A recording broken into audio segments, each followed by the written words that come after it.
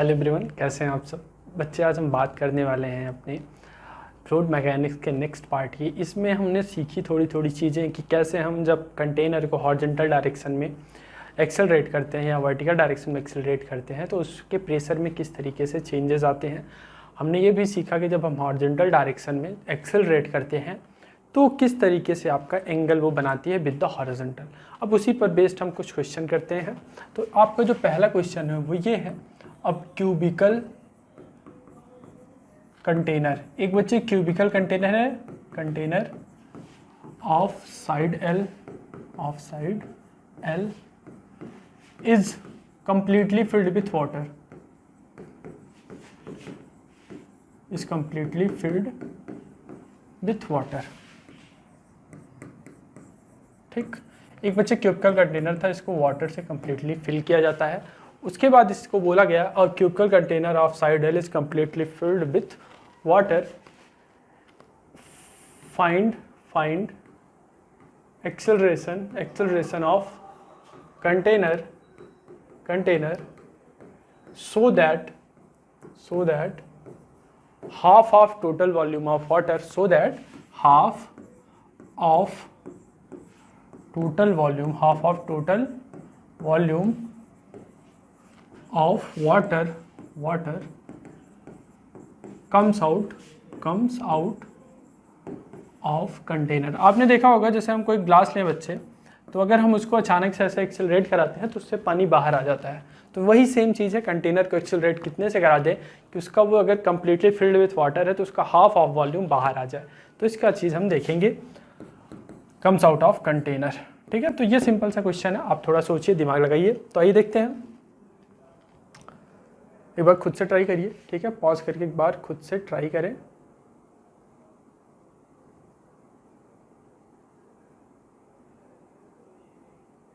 ठीक, देखते हैं। देखिए, यही बच्चे सिंपल सा क्वेश्चन है। इसमें अगर हम थोड़ा ध्यान दें, मान लीजिए ऐसा आपको कोई कंटेनर है, ठीक है। अगर कंटेनर की हम बात करें कुछ इस तरीके से, एक कंटेनर ये ले लीजिए, ठीक, और यहाँ ऐसे एक आप बना लीजिए और एक, ठीक। कंटेनर बच्चे कुछ इस तरीके से दिखेगा, ठीक। और बोला है क्यूबिकल कंटेनर है। क्यूबिकल कंटेनर का मतलब होता है बच्चे इसकी सारी साइड क्या होगी, एल एल एल।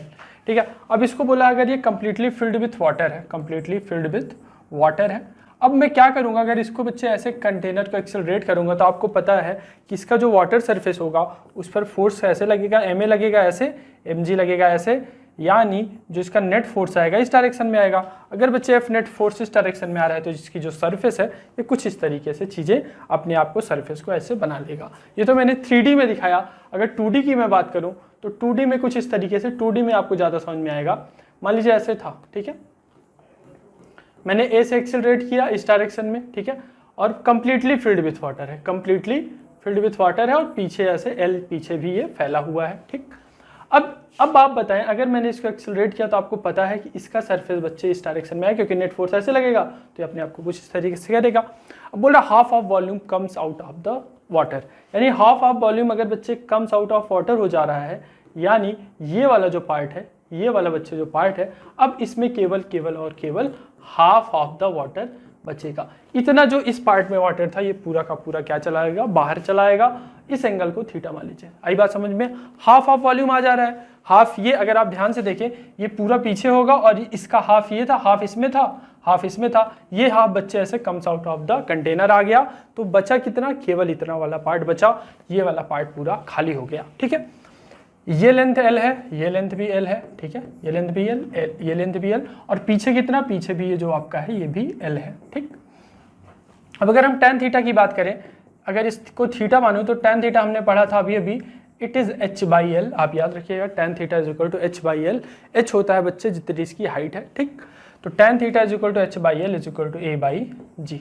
यहाँ पर बच्चे h भी क्या है, h भी l के बराबर है, h भी l के बराबर है, यानी l बाई एल। ठीक, यानी 1। ठीक है, यानी a इज इक्वल टू आ गया आपका g। यानी अगर इसको बच्चे हम जितना हमारा acceleration due to gravity g होता है उस एक्सेलरेशन से इसको एक्सेलरेट करे तो इसका half of volume comes out of the water हो जाता है। ठीक है, बहुत ही सिंपल सा क्वेश्चन था।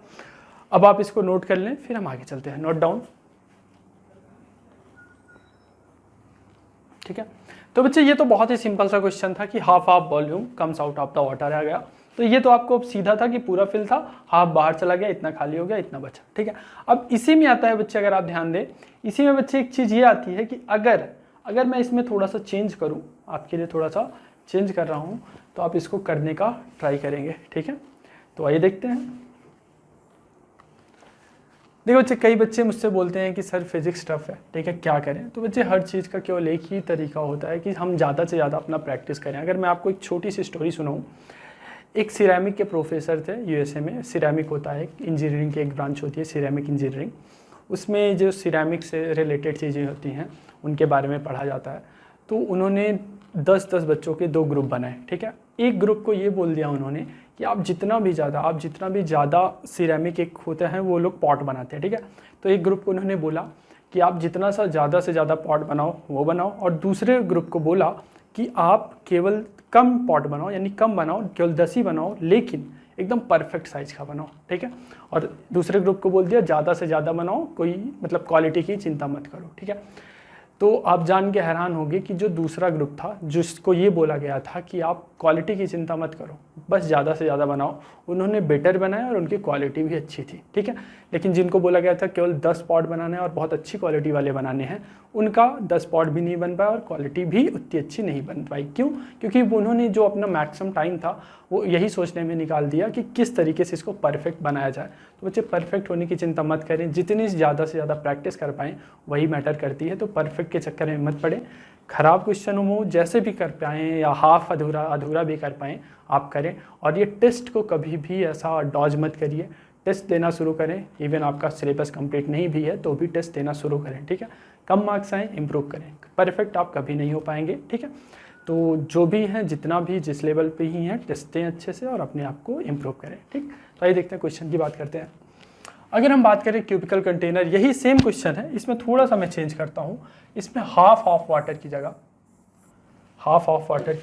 1/3 लिखा, 1/3 of total volume comes out. ठीक है, तो इसमें cubical container of side L is completely filled with water, find out the acceleration of container so that 1/3 of the total volume of water comes out of the container. ठीक है, तो ये देखते हैं। इसमें सबसे पहले ऐसा कोई कंटेनर होगा। ठीक, इसमें बच्चे पानी इसके पूरा कंप्लीटली फिल्ड है। ठीक, एल ऐसे पीछे की तरफ भी होगा। ठीक, मैं आपको केवल फ्रंट व्यू बता रहा हूं। ये एल, ये भी एल, ये भी एल। ठीक, अब आप सोचिए अगर बच्चे मैं इसको एक्सेलरेट ऐसे कर दूं, अगर इस डायरेक्शन में एक्सेलरेट करूं, आपको पता है सरफेस कुछ इस तरीके से आएगी और ऐसी आ रही है कि 1/3 ऑफ द वाटर आपका बाहर चला जा रहा है। ठीक है, तो कुछ इस तरीके से ये सरफेस आपको दिखेगी कि 1/3 तो बच्चे बाहर चला गया। ठीक है, यानी जो आपका वाटर बचा इसमें बस इतना बचा। ठीक है, अभी तक हाफ हुआ था बट अब ये केवल 1/3 है। तो इसमें बच्चे थोड़ा सा आपको दिमाग लगाना पड़ेगा, थोड़ा सा इसको देखें और आप खुद से करने का प्रयास करें। ये हुआ, ये हुआ, ठीक, और ये हुआ। ठीक, अब यहाँ से अगर आप देखें ये कंटेनर है। ठीक है, इतना पानी, इतना वाटर आपका बाहर चला गया है। ये क्या वॉल्यूम है? This is 1/3 of the total volume. ठीक है, 1/3 ऑफ द टोटल वॉल्यूम। अगर इसकी हाइट को मैं h मान लूँ, अगर इसकी हाइट को बच्चे h मान लूँ, तो आप अगर ध्यान दें तो अगर ये h है तो बच्चे ये भी आपका h होगा। ठीक, 1/3 बाहर चला गया। 1/3 वॉल्यूम क्या होता है बच्चे? देखिए वॉल्यूम हमेशा, वॉल्यूम अगर आप बात करें तो जो क्यूबॉइड का वॉल्यूम होता है एरिया इंटू लेंथ होता है, एरिया इंटू हाइट या लेंथ होता है। ठीक, अब आप अगर इसका एरिया देखें, एरिया ट्रायंगुलर शेप में है और पीछे की तरफ लेंथ कितनी है? पीछे की तरफ जो लेंथ है इसकी L है। तो अगर आप केवल इतने पार्ट का वॉल्यूम निकालना चाहें, कोई इस तरीके का ये शेप बनेगा। अगर आप ध्यान दें कुछ इस तरीके का शेप बनेगा। ठीक, कुछ इस तरीके का ये शेप होगा और पीछे की तरफ फैला होगा, यानी जो इसका क्रॉस सेक्शन एरिया है ये ट्रायंगुलर है इनटू लेंथ L इसकी। ठीक, तो आप अगर इतने का वॉल्यूम लिखना चाहें, इतने का वॉल्यूम कितना है? वैसे तो हमें पता है कि टोटल वॉल्यूम क्यूब का कितना होता है, total volume is L cube, क्योंकि साइड इसकी L है और 1/3 बाहर गया, यानी ये जो 1/3 वॉल्यूम है that will B L cube by 3। अब अगर हमको हाइट निकालनी है, हाइट क्या होता है बच्चे? एरिया इंटू लेंथ या एरिया इंटू हाइट लिखेंगे और यहाँ से h की जगह जो h है, h मैंने ये वाला लेंथ, इसकी बात कर रहे हैं जो यहाँ का h होगा। ठीक, तो अगर इसका एरिया इंटू हाइट बोले तो ये होता है आपका एरिया क्या हो जाएगा ट्राइंगल का हाफ बेस इंटू हाइट होता है। बेस कितना है, बेस इज l, हाइट कितना है h है। ठीक है, और इस हाइट की जगह जो कि आपका एरिया इंटू h माना हो, अगर आप h में कंफ्यूज हो रहे हैं तो आप h की जगह l डायरेक्ट लिख सकते हैं। ठीक है, h की जगह l यहाँ पर डायरेक्ट लिख लीजिए। ठीक है, तो ये आपका वॉल्यूम होगा। एरिया क्रॉस सेक्शन एरिया इस ट्रायंगुलर और जो इसकी लेंथ है पीछे की तरफ दैट इज l। तो यहाँ से बच्चे ये तो आपका एरिया हो गया ट्रायंगल का और यहाँ से l लिखेंगे। इस L से इस L से एक L, दो L कट गए, ये L/3 बचा और यहाँ क्या बचा बच्चे, यहाँ बचा h। तो यहाँ से अगर आप देखें तो h विल बी कितना, h will be 2L/3 simple, हमारा आंसर आ गया। ठीक, अब यहाँ से थोड़ा सा और चीज़ें देखते हैं कि आपका अगर ये थीटा है, अगर ये थीटा है तो हमें एक चीज़ पता है कि tan थीटा कितना होगा बच्चे, tan theta will be h/l, tan theta will be h/l। ये चीज़ हमने पढ़ी है या फिर यहीं से दिख रहा होगा आपको, ये तो l है। ठीक है, ये तो l है, यहाँ से tan थीटा परपेंडिकुलर h और लेंथ l, तो tan theta is will be h/l और h है क्या, h इज 2L/3/l और यही a/g होता है। अगर इसको हम ऐसे एक्सेलरेट किए हैं और g नीचे की ओर लग रहा है तो tan theta is equal to a/g, तो l से l कटा और a आ गया बच्चे 2g/3। यानी अगर हम इतने एक्सेलरेशन से इसको एक्सेलरेट करें तो 1/3 of the volume will comes out of the container. ठीक है, इसको आपको ध्यान रखना है कि 1/3 वॉल्यूम का क्या मतलब होता है। फिर से सुन लीजिए, 1/3 देखिए टोटल वॉल्यूम कंटेनर का L³ था, 1/3 बाहर आ रहा है यानी L³/3 बाहर आ रहा है, तो मैंने L³/3 लिखा।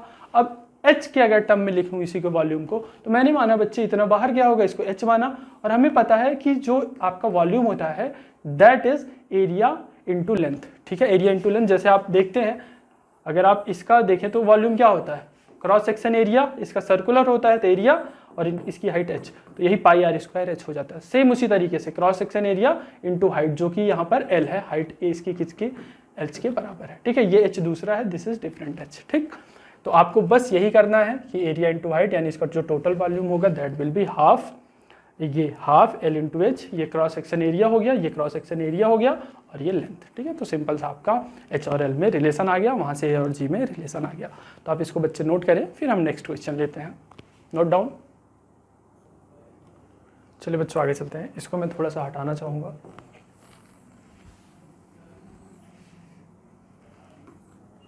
ठीक है,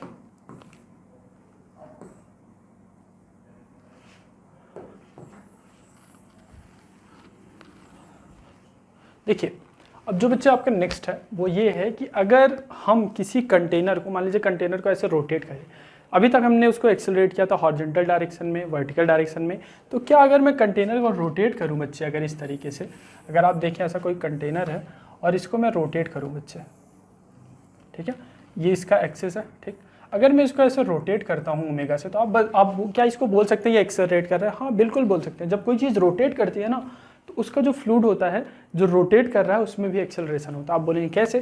तो जैसे एक पॉइंट है, मान लीजिए ये चीज़ ऐसे रोटेट कर रही है, तो क्या इसमें एक्सेलरेशन है? बिल्कुल है।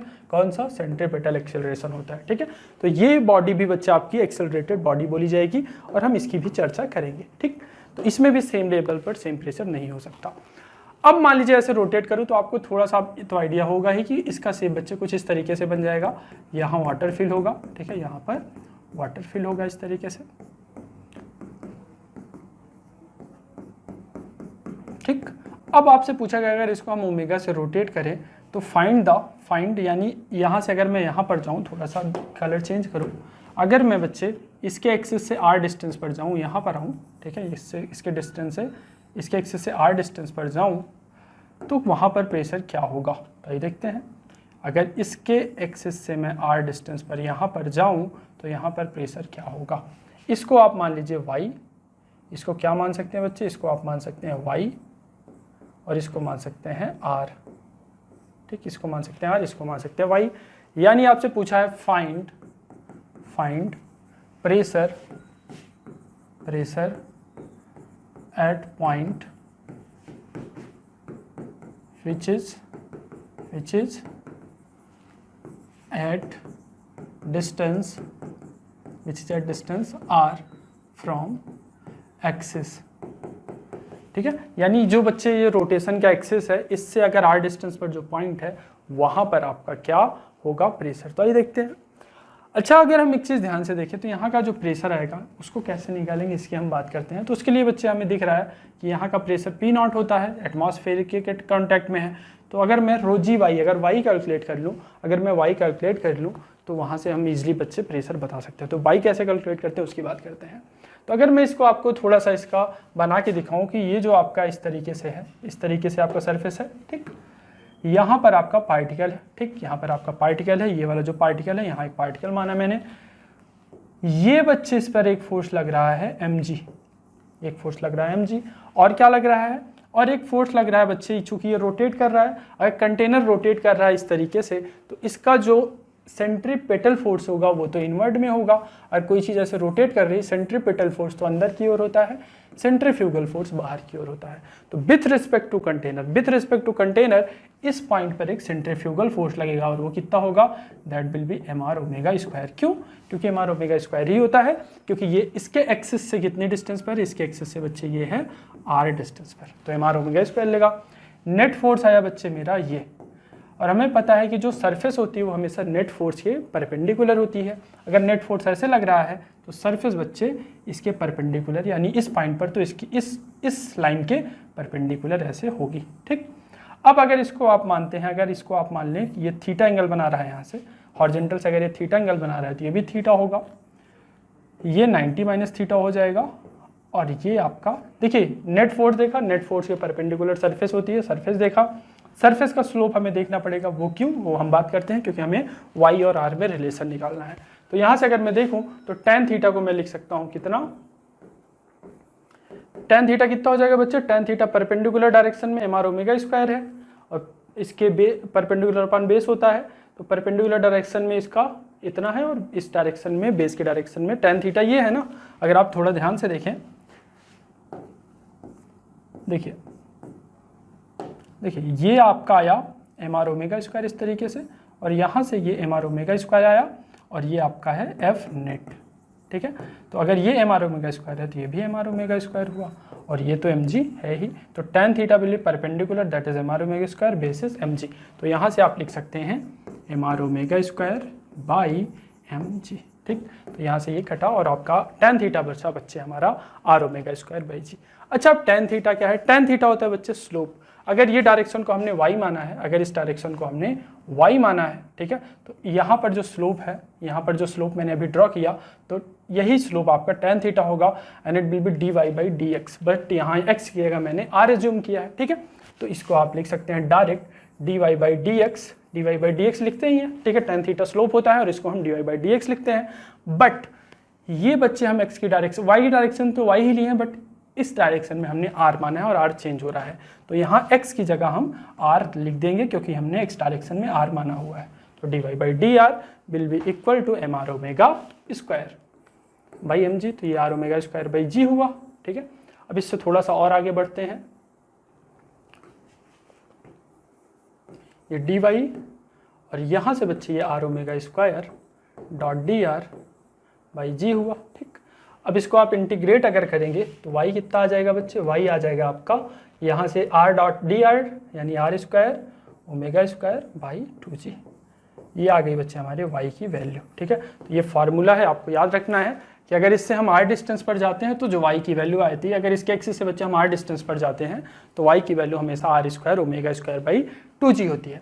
अब अगर हमें इस पॉइंट पर प्रेशर देखना है, इस पॉइंट पर प्रेशर क्या होगा आपको पता है, इस पॉइंट पर प्रेशर, यहाँ पर प्रेशर अगर P0 है, इससे हम कितना नीचे आ रहे हैं, y नीचे आ रहे हैं, तो इस पॉइंट पर प्रेशर P0 प्लस रो जी, क्योंकि नीचे की तरफ आ रहे हैं, रो जी वाई होगा, तो P0 प्लस रो जी ये वाई जी की, अगर वाई जी यहाँ लाऊं वाई जी हो जाएगा, Y G will be r square omega square by 2, तो वाई जी की जगह rho into r square omega square by 2, ठीक। सिंपल आ गया आपका answer, pressure at this point. यहाँ से आपको एक चीज़ और पता चली, देखिए यहाँ पर तो प्रेशर क्या है, यहाँ पर ये जस्ट एटमॉस्फेयर के कॉन्टैक्ट में तो प्रेशर P0 है, बट यहाँ पर P0 नहीं है, जबकि दोनों सेम लेवल में है, ठीक है।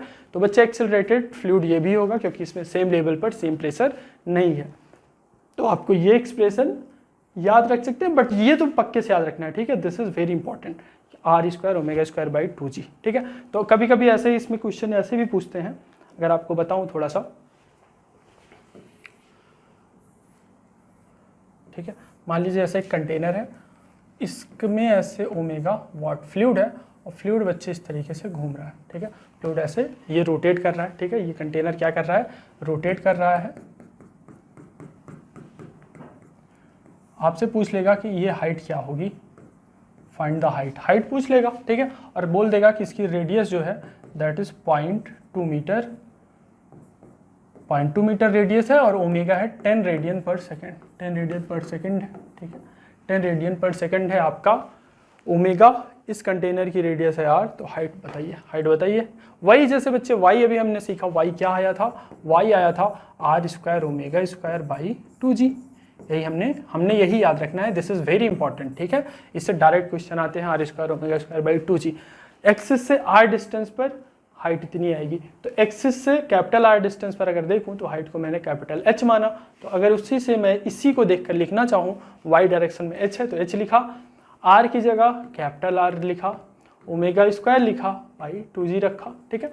यहाँ से R की अगर हम वैल्यू देखें, R की वैल्यू विल बी 0.2 का स्क्वायर, ω² की वैल्यू बच्चे 10² बाई 2 × 10, ठीक है। यहाँ से बच्चे आपका इससे ये कट जाएगा, और यहाँ से आएगा ये 0.04 × 10 बाई 2, ठीक। और ये हो जाएगा आपका 0.4 बाई 2 यानी 0.2, ठीक। यानी 0.2 मीटर तक ये रेज करेगा। इस तरीके से अगर मैं इसको ओमेगा 10 रेडियन पर सेकेंड दूँ तो ये इस तरीके से रेज करेगा, ठीक है। तो बच्चे आप कभी कभी ओमेगा को रोटेशन पर सेकेंड लिख देते हैं, तो हमें ओमेगा को इसमें रेडियन पर सेकेंड में ही कन्वर्ट करके रखना होता है, ठीक है। तो मान लीजिए 3 RPM दे दिया, मान लीजिए ओमेगा को ही उन्होंने 3 RPM दे दिया, RPM या RPS, तो 3 RPM का मतलब होता है कि रोटेशन पर मिनट, तो एक रोटेशन में वो 2 पाई चलता है, तो यहाँ 1, और पर मिनट की जगह बच्चे आप 60 रखेंगे, तो ये हो जाएगा रेडियन पर सेकेंड, ठीक है।